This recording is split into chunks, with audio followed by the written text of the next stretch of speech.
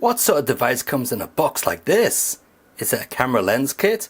Or is it a lovely manicure set for my beautiful nails? Let's take a look inside.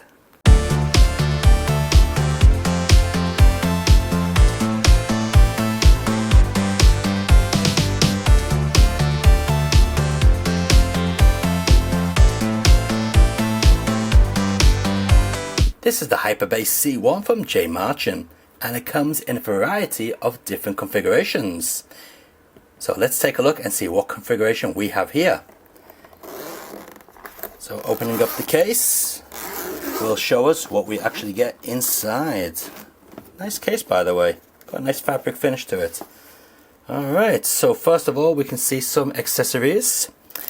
We have a power brick, got a normal barrel plug on the side there, and what seems to be two controllers. Let's have a look here.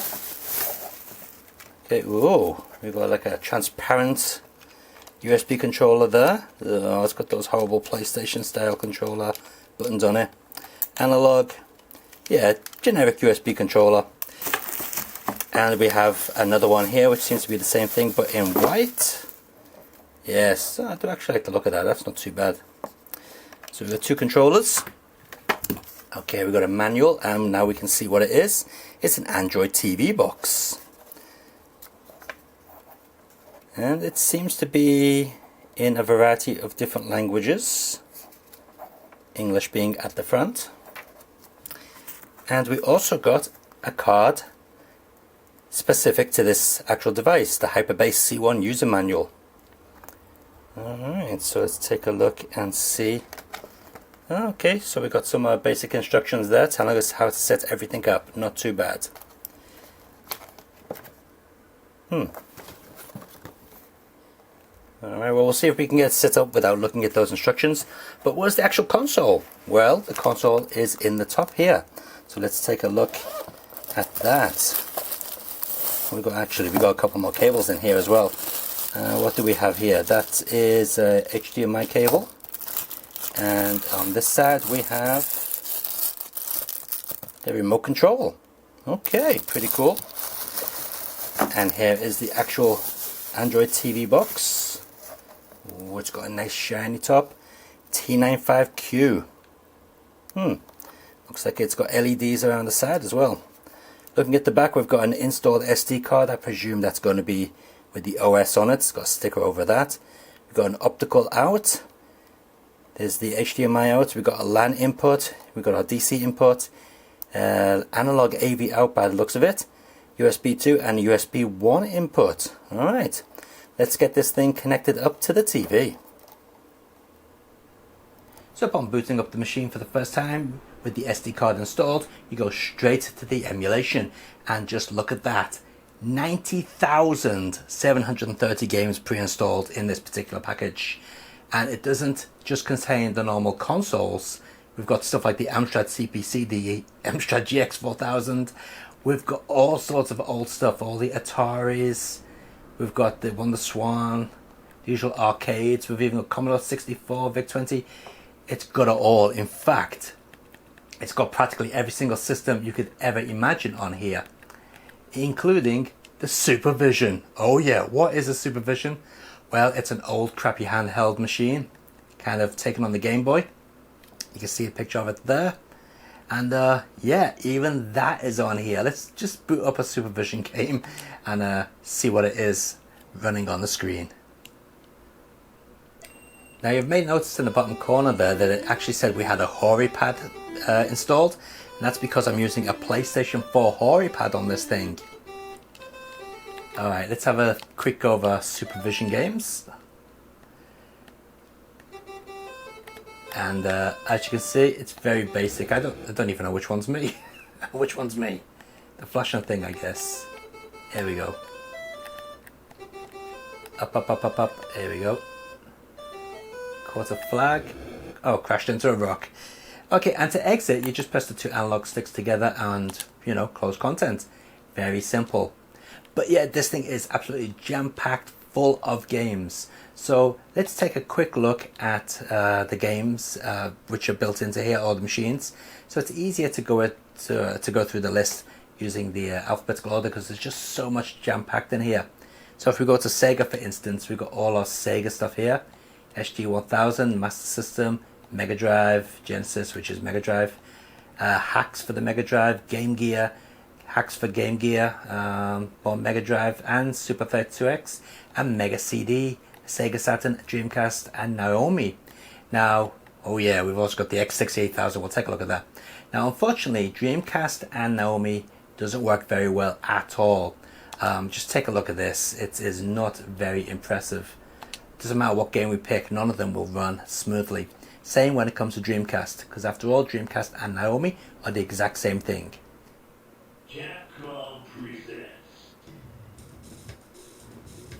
Yeah, that is running too slow.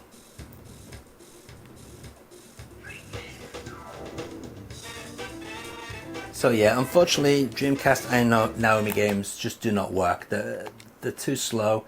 Yeah, the emulation is not good. Now, I have tried to update the emulators, but unfortunately the SD card is that jam-packed. There's no room to install an update.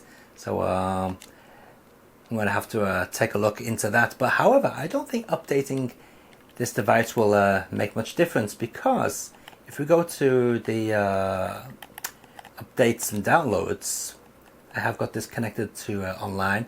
We look for stable updates, and yeah, as it's looking here, you will find no update available. Now if we go to beta updates, it will find a new beta version.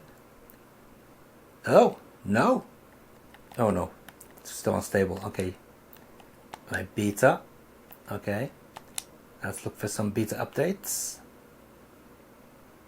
So there we go, we're running version 4.5, and there is a 4.60 available, but when we go to start the updates, we find out that the SD card is absolutely jam-packed and there's no space to install the update on, so we've got to delete some stuff off the SD card. However, I don't think this update is going to make any difference whatsoever to the quality of the emulation. Now, you can change all the settings. As you can see, we're outputting 1080p here. Now, when we go into the Android TV section, it outputs a native 4K. Now, that is pretty nice. So we can do all the different options there, as you'd expect. But what we're going to do is take a look at some games in action. Now, obviously, I can't go through every single system on here because there's hundreds and hundreds of systems on here. It's impossible to go through them all. But we will go through some. Let's start off with a bit of Castlevania on the X68000. Now straight away, a cool thing you can see is we can select the sound type. Now unfortunately this emulator does not support options 2 or 3, so we'll go with the built-in FM synth.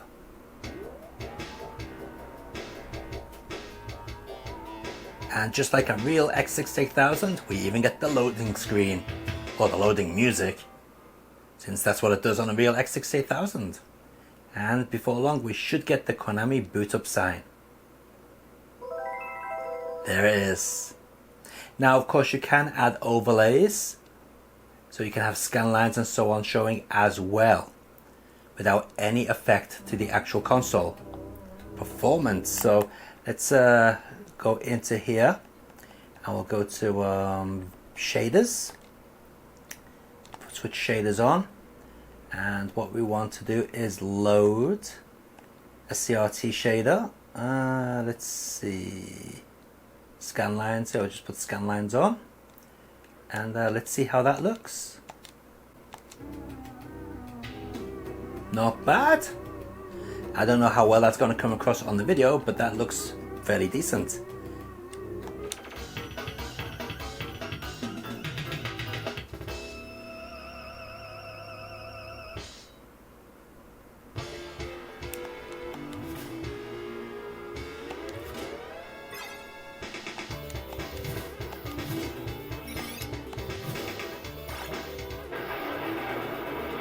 As you can see, the performance of X68000 is very good.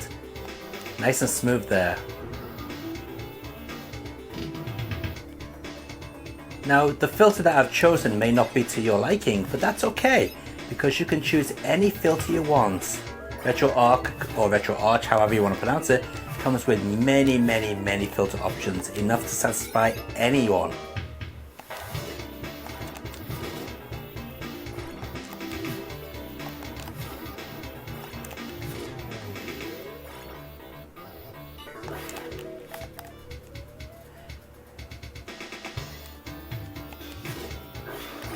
fact, just playing this, I'm thinking I might keep this device hooked up just so I can have X68000 instant access without having to boot up a PC. So let's take a look at Strider in action.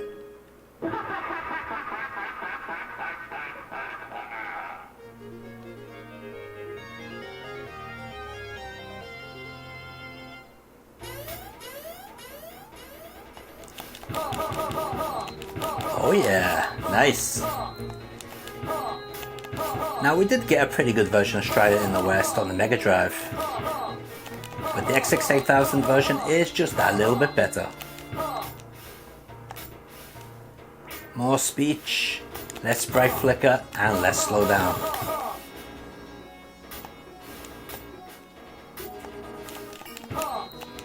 I'll show you what I mean about more speech. Let's get up to the final boss so you can see it.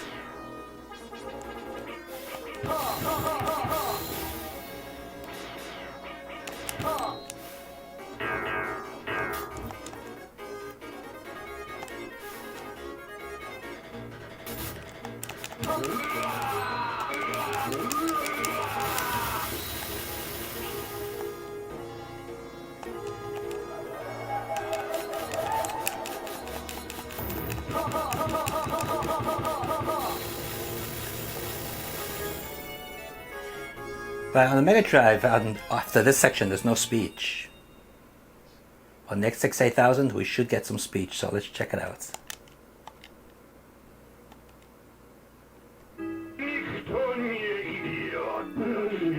Strider, hear you. He will never leave Eurasia alive. I got you. Here you go, just like the arcade version. So yeah. Alright, let's take a look at another system. We even have 3DO on here, and somehow I don't think this is going to emulate very well. If it doesn't emulate Dreamcast, I don't think it's going to emulate 3DO, but let's check it out, we may be surprised. Yeah, you can tell by the sound straight away on the FMV here that that is not right.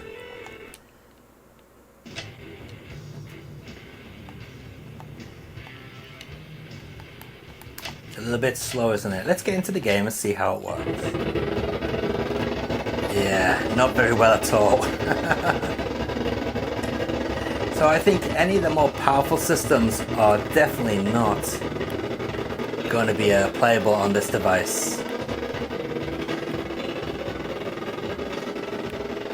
Yeah, that's terrible. So with that in mind, let's take a look at the specs and see just what this device is rocking. So going into system settings and information, we can see what version of software we're running, how much disk space we've being used, how much system space there is left. We've got the temperature of the unit, the architecture, in other words what emulation it's running. And yeah, there we got the CPU model there. And the graphics driver. There's our renderer. And yeah, so you can see the specs are not too hot. Actually, I'll put them on the side of the screen as well so you can see them in more detail. Now, I'm happy to say with Game Boy Advance, it actually does present the games in the correct aspect ratio. So that is a good thing.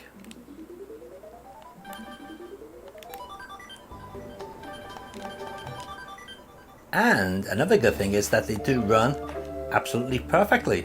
No problems whatsoever. Wow, now those CRT shaders are pretty strong. Oh wow, that's a bit too strong. It's interesting seeing a Game Boy Advance game running with CRT shaders.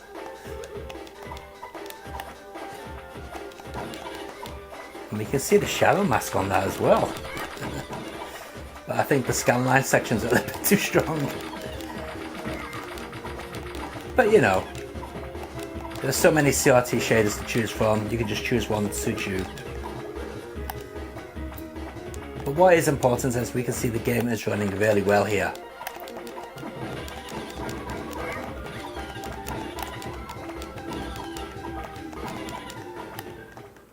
In our Nintendo 64 section we've got loads of games as well, even some unreleased games, Glover 2 there. So there's a lot of choice to pick from. So many games. But how do they run? Well, let's just pick one at random and find out.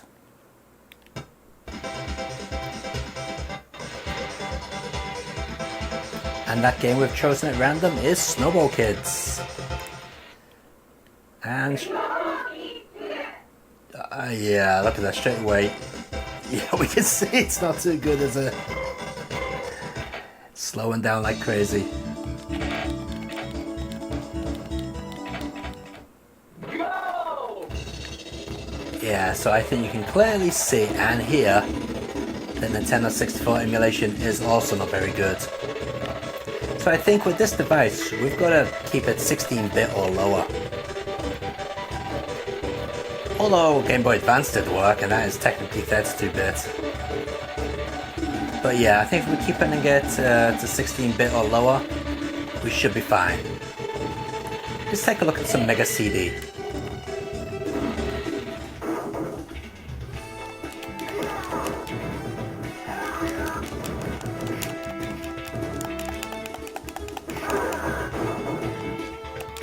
And as to be expected, Final Fight CD on the Mega CD works like a charm.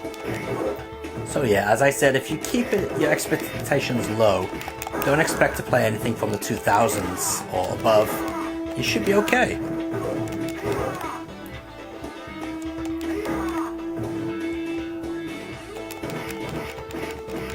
So let's take a look at some of the more obscure devices which we don't normally check out when we look at these emulation boxes. Let's see, Magnavox, Philips, Milton and Bradley's Vectrex. Let's give that a try. Right, we got 78 Vectrex games in here. Now I'm not familiar with the Vectrex, so don't know which would be a good one to take a look at, but let's see. Here we go, Pole Position. See what that looks like in 3D. Now it's a shame this is limited to 1080p. If we could get this running at 4K, it'd look much, much nicer. Alright, where's Accelerate? There we go.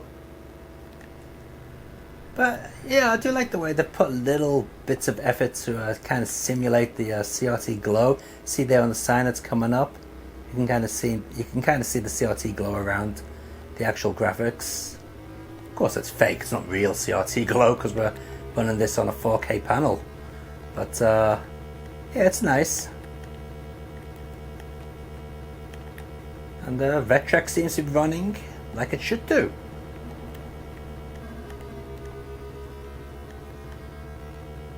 Pretty interesting.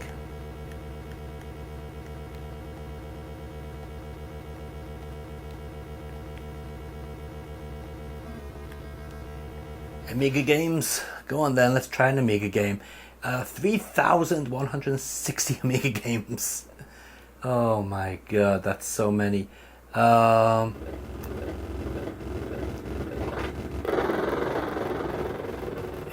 that is not right, is it? The Turrican game we're going to take a look at is Turrican 3. And I think we can instantly tell that that emulation is bad.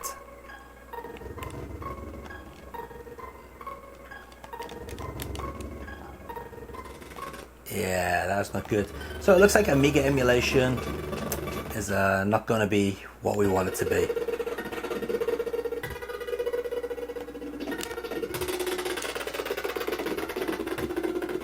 Yeah, definitely not. Okay, well, it looks like Amiga emulation is also a no-go.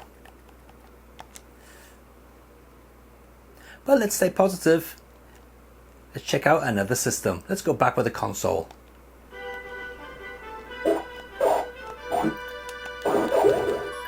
Ah, this is more like it.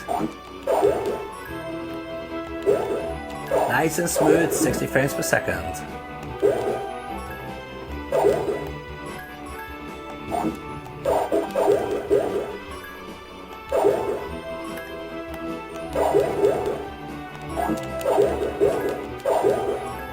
Now you know what will be interesting if Super Nintendo emulation is good, because that can be hit and miss on some of these devices. So let's take a look at some Super Nintendo emulation. So let's take a look at our normal Super Nintendo game. This is Super Aleste. Hopefully normal Super Nintendo games without any special chips will work just fine. And yep, it seems to be the case. Nice and smooth. No problems there.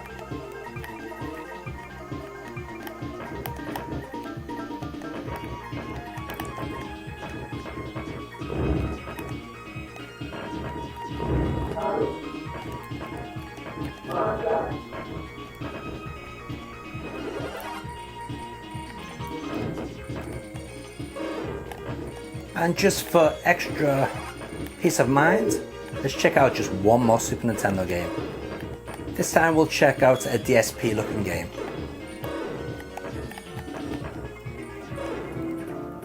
And of course that DSP title is going to be Super Mario Kart, because we all know what that should look like, right?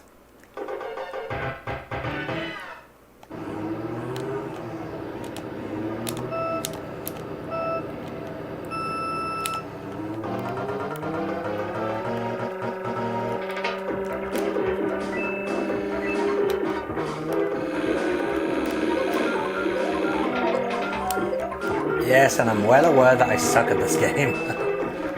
But as you can see, it's running perfectly fine.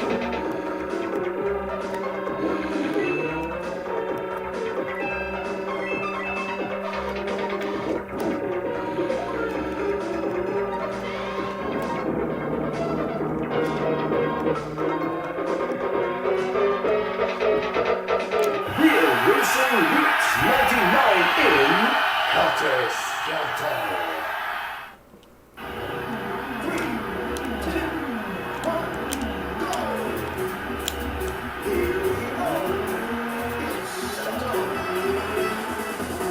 And here we go, running PlayStation Emulation. This is Ridge Racer R4.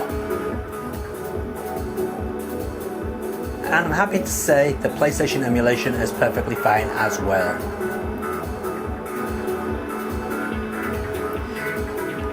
So yeah, it seems to be the consoles, 16-bit or lower, all work perfectly fine. Apart from PlayStation, which is one of the higher end consoles, which also works perfectly fine. But things like Dreamcast, Sega Saturn, PSP, they're all going to be a little bit glitchy. Nintendo DS, things like that. What surprised me is the Amiga doesn't work as well as I thought it would work. It must be just poor emulation. But still, even without those systems working, we're still getting a very nice selection of games here. Okay, so let's take a look at the Android TV side of things. Now, there are two ways you can get to the Android TV section. Either boot up the device without the SD card installed, or use the menus. So let's see, we can go close all this. And then what we do is we simply bring up the option menu and reboot. So we go here, we quit, and we can reboot from the NAND. And what that will do is it will reboot into the actual Android TV section of things. You can get back to the emulation by just choosing the option from the Android TV section, so it's very easy to switch between one or the other. Here we go, so we got the T95Q logo there, the same logo that's written on the top of the actual Android TV box, and we should get a little animation, I believe. Yeah, here we go. No sound on this part, just a little bit of an animation.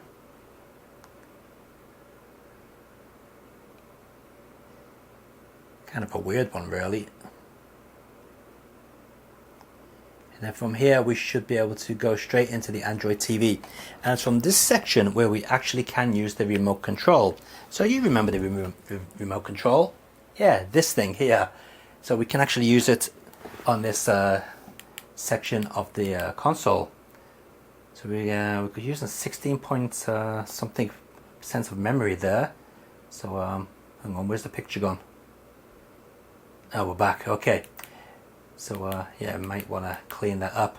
If we go to the settings, you can see that we are not connected to the network at the moment.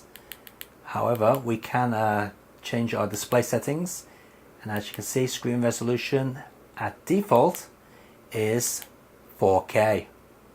So we are running 4K 60 there. That's pretty good to see. Apps. This is where we have all the built-in apps. So we've got movie player, music player, Netflix, and so on. Now I don't have a Netflix account, so that's probably not going to do anything, but we'll see what happens when we click on it. It should, yeah, it just boots up Netflix as to be expected. Although, as I mentioned, I don't have a Netflix account, so that's not going to do anything.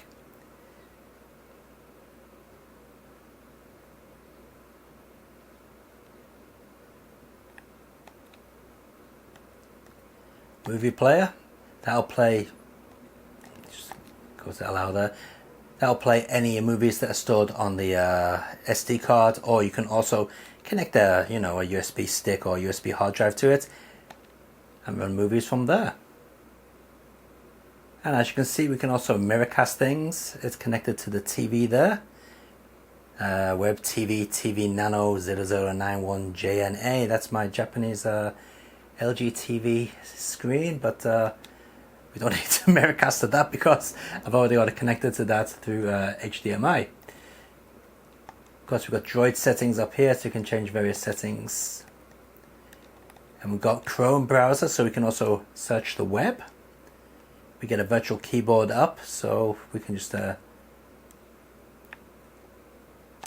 click on that, and we should be able to get a virtual keyboard. No, it wants me to say something. Well, that's not very good because the remote control doesn't come with a mic built in. So that's not good, is it? Another option you can do is install apps. So you can load them, sideload them from USB sticks or whatever other drives you have. Of course, you can also go to the Google Play Store and install apps officially using this system. Of course, you will need to log in with your Google account, which I'm not going to do. So here's an interesting app. We've got an LED controller app. And what this does is it controls the actual LEDs on the device. So let's change the angle of the camera so you can take a look. So you can just about see the device in the bottom left corner there. Now if I move the LED option up to LED 3, you can see it is now shining up blue. LED 2 will be green and LED 1 will be red. And if we put that on loop, it'll just loop through all different colors, changing from purple, red, green, whatever. Let's take a closer up look at that in action. As you can see, the device is now pulsating different colors. Now when you play the games, it actually stays on one solid color, which is blue. Only when using Android TV do you get the pulsating colors. So there we have it. That is the J-Macken Hyperbase C1 TV Android system.